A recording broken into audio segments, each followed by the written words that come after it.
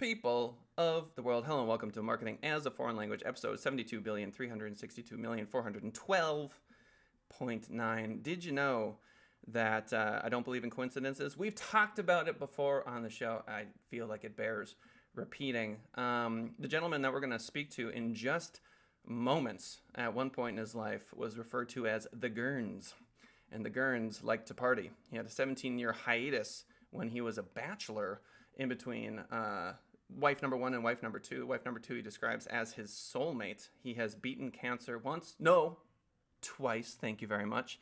Multiple brain surgeries, if I do remember correctly. He has a 40-year history of sales and management, and there is absolutely 0% chance that we're going to get through his entire life story today. But, on the show, what we do, we're going to start from the beginning. If he wants to go back even further, like our friend Susan, the Buddhist, taught us. Funny story, I think his current wife's name is Susan. So there you go, a little serendipity. But ladies and gentlemen, it is my honor to introduce you to my new best friend by the name of Keith Guernsey. Put your hands together. Keith. Thank you, Callan. I'm thrilled to be here. And yes, my current lovely wife is Susan. You are correct. And it's great to be here. I'm honored to be on your show, and I hope I can add something to your listeners. Yeah, it's going to be great. So basically, like I mentioned to you, so I talk with all my guests 15 minutes prior, and we just chill out and have a good conversation. Already incredibly impressed by Mr. Guernsey. And so we're going to start at the beginning. And if you want to go even further back, you can. That's up to you. Do you want to start with where you were born, or do you want to start with where your people came from? Well, my people, Guernsey is a breed of cattle. My people are from Wales originally. Okay. And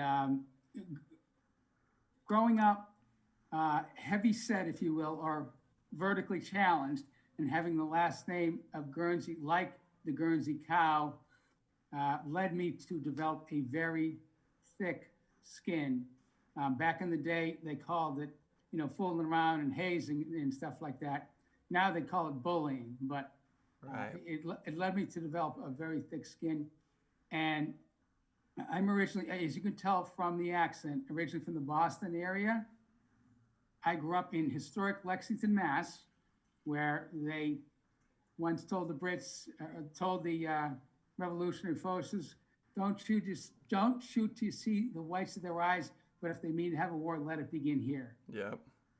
And I lived there for the better part of the first 40 years of my life, on and off. So let me stop you there. Okay. Sure. So your last name is Guernsey. I'm unfamiliar with the Guernsey cow, but I'm sure the people on the show watching right now and later understand that it's an easy sort of like bullying thing to say. And then you had mentioned to me that at one point you were morbidly obese. Yes. And I love that you were as open to talk about that as you were, which is pretty cool. And you developed a really thick skin. So to pull in to just the business world for a second, we'll dive back obviously as we jump around. But talk to me about the pain of that sort of hazing, bullying stuff, and then how that relates to sales and management as you get older. What's the parallel there? What's the connection? Well, basically, it taught me to, as I say, have a thick skin and let kind of things roll off my back and learn to accept things that I couldn't change, and learn, from a sales perspective, when the answer was no, obviously, being a sales professional, you wanted to know why. Yeah. Was it pricing? Was it delivery? What was it? But you learn to accept the answer, to learn from it, and to move on to the next prospective customer, and not, and maybe circle back in 6 months to a year to see if anything's changed, but, not to belabor the point. Sales is a numbers game, and just like anything else you're selling, the more people you're in front of, the more chances you have to be successful. Yep. And I learned to have, as I say, a thick skin, and I, being vertically challenged or heavy set, if you will. Yeah. And having the last name Guernsey taught me all of that and more. Yeah. So it was a good life learning lesson. And I do have a story, back in the beginning of time, so to speak, that it kind of taught me how to roll with the punches and how to almost laugh myself. When I grew up in, as I said, Lexington, which is just outside of Boston, where baseball is king. Right. It's almost a religion.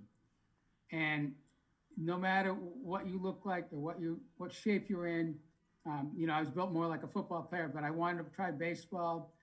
I was 12 years old, Little League was starting, and I had my heart set on doing it, even though, I showed no talent whatsoever in playing baseball. Right.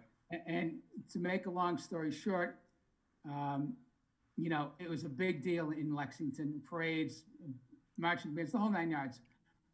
And my mother ordered my uniform, and I went to the mailbox every day looking for it, because I knew it would be really fancy. It was a starched white pressed uniform. Yep. And it was wonderful.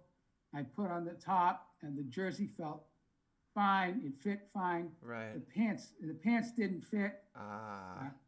And my mother, in her infinite wisdom, cut a V in the posterior region. Oh, yep. So, Yep.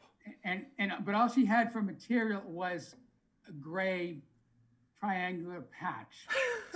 So it was opening day, and there were literally thousands and thousands of players, Yep. parents, fans, Yep. coaches lining the first and third base line. And there were 99 players on the field with the perfectly starched, shiny white uniforms. And there was one guy Yep. with a gray V in his posterior region. Yep. Yeah. So- Good luck in Boston making it through that. Yeah, well, I did, but as I said, it's one of those life lessons that you learn from and you grow from. I'm saying, so let me touch on that. Okay. So, number one, thank you to Goy2 in chat for saying hi. It's good to see you, buddy. Number two, the chemical cocktail that your brain sends through your body in a moment like that, the cortisol, the lack of dopamine, the no serotonin to be found, you're sweating as you're this kid. Now your mom's a saint.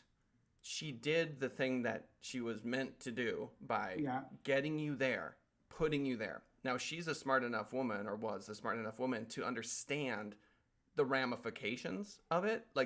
He's probably, people are going to notice this, right? She knows that.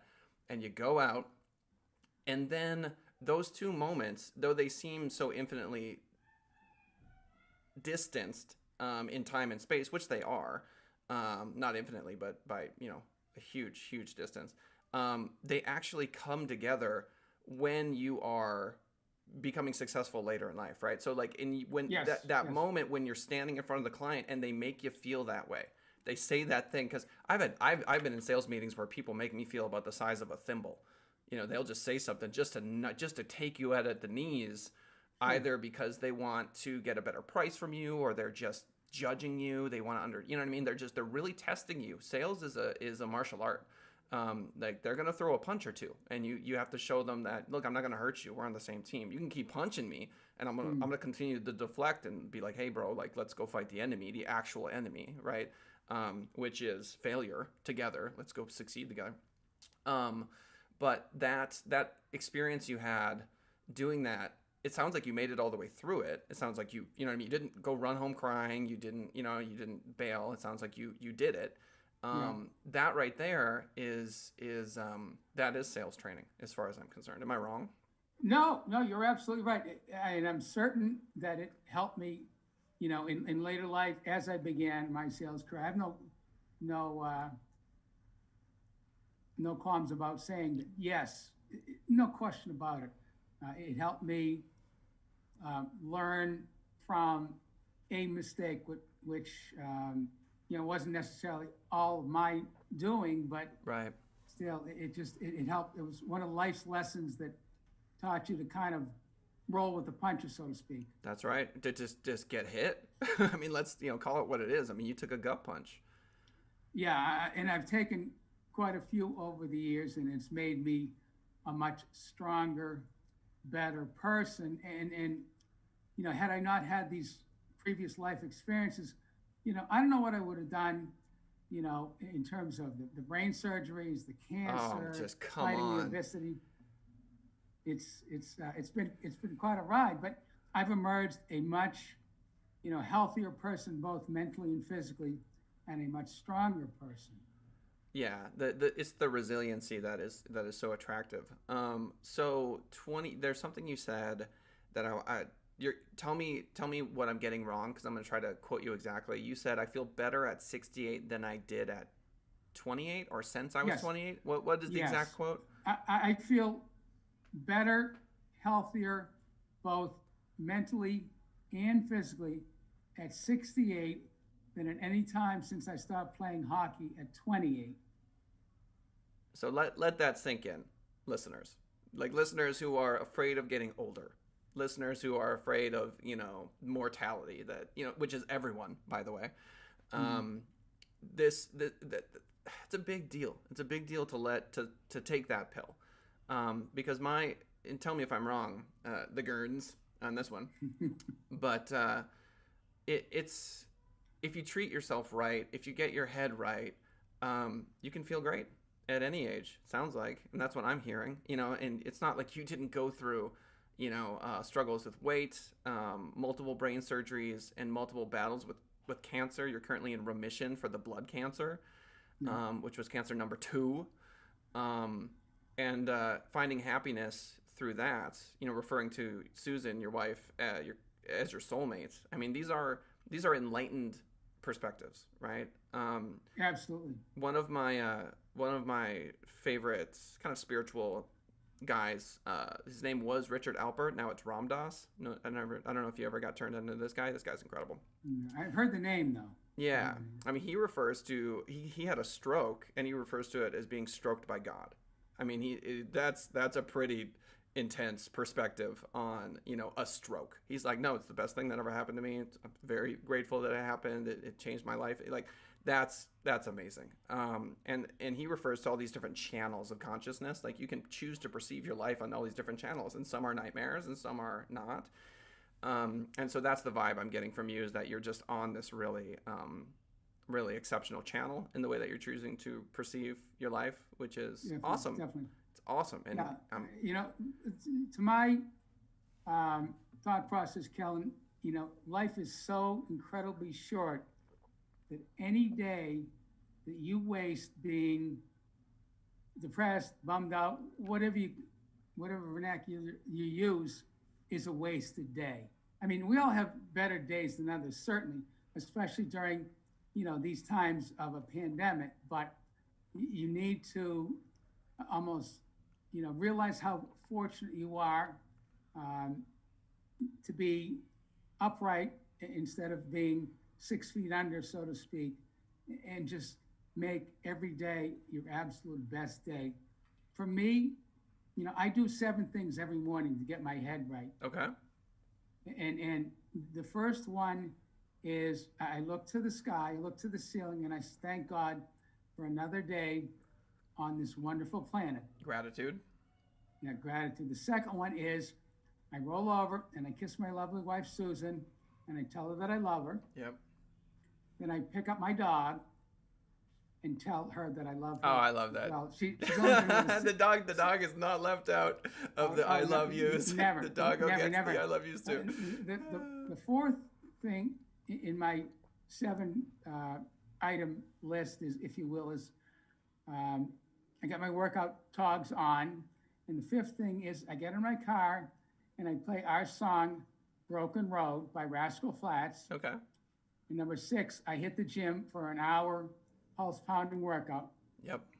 Although the gym right now is closed because of the virus, but it's supposed to open next week. But every weekday, I normally hit the gym for an hour, and that's what helped me lose the last 90 pounds that I lost. Oh, yeah. Amen.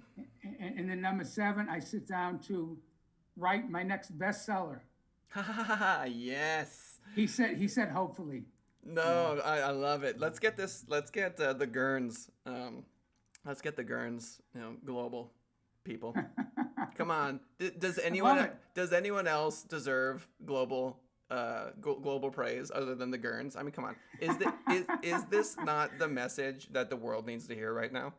You see what I'm saying? After fighting just an onslaught, just a life of challenge, that I'm convinced that that's what this life is. It is just a gigantic challenge. And, maybe in the afterlife, it's much less challenging, which can be kind of boring. And maybe that's why we come here for this ridiculous challenge, then go back to something that's not as challenging, because this one, man, the difficulty setting on this current incarnation is insane. It's insane mode. And we're all in it together, like nobody. That's true. Yeah. Like tell me you're not affected by gravity. Tell me you're not going to die. Of course you are. Yeah, definitely. We're all in it together. Yeah. So anyway, for those of you that are thinking right now, well, this is a pretty spiritual conversation for a show about marketing.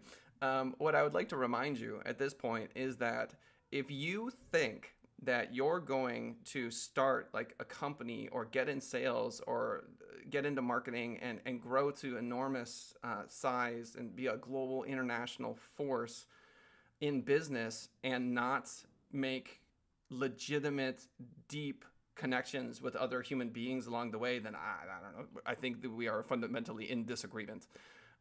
This is the path. The path is to actually care about other human beings. And when you do that, all of a sudden it's sales. All of a sudden it's a sales technique. All of a sudden it's a good marketing technique. When in reality, you're just flexing this soul muscle and connecting with another person. Obviously, people want to hang around other people who understand them and care about them. And so there you have it. So this is marketing. Sorry if it doesn't look like, well, on Instagram, the Guerns did this post and you know what I'm saying? And especially for my friends who are entrepreneurs who want to start a marketing company themselves. If you sit down with a client, so let's say Keith and I eventually do some project together, who knows? Now I get it, right? There's so many pieces to his life that I now understand that are just impossible to guess. You have to hear them, and you have to establish a real relationship with someone, which I'm sure you could talk about forever and a day. Sure. But if we can, let's roll back because I think we got to, I don't know, were you 10? 10 years old with the baseball? Where were we? I was 12. 12. Okay, so we've made it to 12, which is pretty good. And serendipitously, we have 12 minutes remaining on the show. So you're 12 years old. You have this gray triangular patch on your butt that your mom, the angel, put there for you to learn this incredible life lesson. And you play the game. You make it all the way through, I assume. Yes. Yeah, which is that in and of itself is a big, big, big, big deal. And then what? Well, interesting. You should ask. That was far and away my most embarrassing sports moment. Right. But actually, it wasn't by that much because I had another you can tell by the tone of this story that baseball was not my forte. I had another embarrassing moment. In Little League Baseball, the rules are everyone has to play every game, no matter whether it's one pitch, one bat, one at bat, whatever the case may be. The very first and the worst player always got put in right field. And the very first game of the season, the manager put me in right field when it was near the end of the game and we had a big lead, hoping against hope that nobody would hit the ball to me. Okay, I have to make the guess. So the ball comes careening into the right field, right? Yeah. Yep. But it hit it so far over my head, and I went back to run after the ball, or I should say waddle after the ball, because I never ran very well. And like I said, I was very chubby back then. Yeah. Ran after the ball. Gust of wind came up, blew my cap off. No. And instead of going after the ball, you ran after your cap? I went back to get my cap. And yep. And all the players, the fans, the parents were rolling over in laughter. My only saving grace was that YouTube and America's Funniest Home Video did not exist at that time. There it is, so there was no video or photographic evidence that ever occurred. I love it though, because look, first of all, when you are that person, you know, when you are the Guerns and you are, you know, little Keith, and your cap blows off, of course you go get it. You know what I mean? Of course you do. Yeah. Right? That's just like every single person in the stands is like, that's just, you know, a very normal thing to do, right? And it's Little League. Come on, man. Yeah. It's Little League. You know, whatever. It's another World Series. Like, you know, it's like, it doesn't, it's not that it doesn't matter. It's just that, you know, set and setting, right? It's not that big of a deal. Yeah. And needless to say, the coach pulled me from the game after that. Mm-hmm. The guy who hit the ball had long since circled the bases. By the time I got my cap, went back and got the ball, and then slinked into the dugout. And was this with the bonus pants, with the bonus gray butt pants? Oh yeah. Yeah. No choice, you know, no choice in the matter. Had to wear the bonus pants. I love it. But those two, you know, incidents taught me two things: A, to roll with the punches, and B, baseball was not my game. No question about it. Yeah. Okay. Well, look, you know, from my perspective, it's just super funny and great. You know what I mean? And I think that's the same perspective that, like, you gave an entire audience a laugh. You know what I mean? And when you're that young, it just hurts because they're laughing at you. But with the right perspective, they're laughing with you. Yeah. You know what I mean? Absolutely. Yeah. So, like, I think as you reflect on it now, I think you might be able to go, like, you can see that kid as some other being, right? Some other just form. Like, it was you, Definitely. sure. Yeah. But you're watching him, you go, this sweet little kid. You know what I mean? Like, of course he goes gets his cap. You know what I mean? Like, of course he does. My son, Phoenix, who I just absolutely adore, he's about to turn 6. He, I don't know, have you heard the word noob? Like a newbie or? Yeah. So it's very common in, like, YouTube culture nowadays. Okay. So, like, I've heard it. Yeah. So kids are playing Minecraft a lot, and they'll be like, he's such a noob. And it just means he doesn't know what he's doing and whatever. Yeah. And so anyway, my son will come up to me. He'll say, Dada, don't be mad. I'm a noob. That's great. I'm like, I'm not mad at you, buddy. Like, you're good. You're good. And so it's that, you know, it's like, look, you can only, you know, you can only make decisions based off experience when you have that experience. So those are two great stories. So let's keep on trucking. Okay. So you're 12, you're doing the baseball thing. Then what? Yeah. The baseball didn't work out, obviously. So I found out that, I was good at something else. I was actually a very good hockey player. And I was a pretty good football player, but hockey was really my sport. I was very fortunate that Dad got my sister and I onto skates about the same time we learned to walk. And I was always a more graceful skater than I was a walker. As a matter of fact, a longtime friend of mine said, "You're a klutz when you walk. How come you're so graceful on skates?" Like, I didn't have a good answer. Yeah. But it was a lot of fun. Dad, bless his heart, you know, he's gone now, but I can still remember like it was yesterday.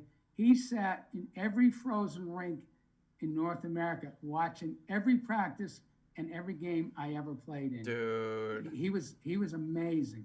Amazing. Absolutely amazing.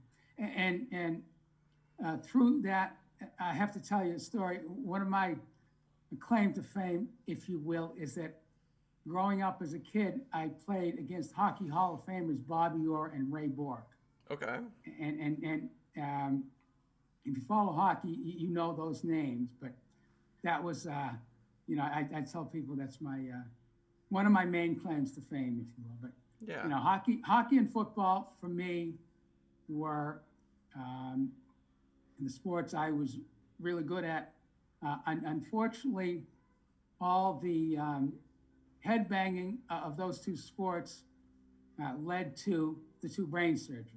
Oh, so those are directly related. Yes, they are. But, unfortunately, again, that's something that is 23 years in the rearview mirror. And, I'm feeling fine now. Right. Okay, so all right, so we've got 4 minutes left. So in the final few minutes, I do want you to be able to just be completely in pitch mode. Talk about your books, why they should buy stuff from you, that sort of thing. So we're coming up pretty quickly on that. But to summarize, you grew up in Lexington, Massachusetts. Everyone can hear the Boston accent, which is awesome. It's so fun. I love the Boston accent. And chubby kid, right? Doing that thing. We got a couple great baseball stories.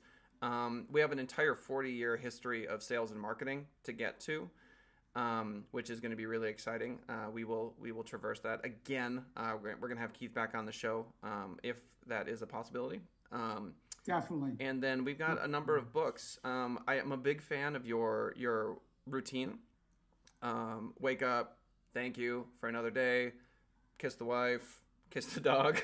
I don't know if you're kissing the dog, but you know what I mean. Loving the dogs. I tell my kids every day, love you, proud of you. Like when they're older and someone's like, my dad had never told me he was proud of me. They're gonna be like, my dad told me every single day, single day that I'm proud of him. And obviously this sort of mentality and way of being directly translates to business. There's just no disconnect between those two things. But anyway, we are on 3 minutes left, so I'm going to let Keith make a executive decision and basically sell to you. All right. So what should you buy from Keith, and why should you do that? Go ahead, Keith. Well, you really should buy all 7, my 4 books and my 3 anthologies. No, I'm kidding. But I'd love to have you take a look. And the easiest way to find me is simply to go to Amazon search window at the top of the page and type in Keith Guernsey, and all my books and anthologies will come right up. First 2 are sports related. First one is Confessions of a Bean Town Sports Junkie, and it's about my playing days and my love of Boston sports and trips I took to Fenway, etc. My second one is the sequel. It's called Fathers and Sons Sports and Life, and it delves more into my uncommon love and bond with my late father. My third book is about my first cancer battle, and it's called Overcoming the Odds, and also talks about recovery from the brain surgery and beating morbid obesity. And I just released On the Road to Remission, which is chronicles my 1.5-year battle with multiple myeloma. Wow. So they can also find me on Facebook. They can find me on Twitter at The Guerns, and they're more than welcome to email me at theguerns2005@yahoo.com. Yep. It's always so funny to me that folks in your demographic have a Yahoo email address. Yeah, really. Well, I'm old school. You're old school. Look, I'm not judging you. I'm not. I think it's great. If something works for me and it's free, I'm there. Just gonna keep I'm using it. 100%. And Yahoo's free, so that's what I use. It's all good. It's just it's I find it funny. Okay, so we're in the final minute. Ladies and gentlemen, thanks for swinging on by the live show today. If you haven't hit the like button, obviously that helps us a ton. If you leave a comment, even if you say thank you in the comment section, that affects the YouTube algorithm and helps the show do what it does. Having Keith on the show today was exactly what I hoped it would be. It was absolutely fantastic. I had a complete and total blast, which was in line with what I was hoping for. So boom goes the dynamite.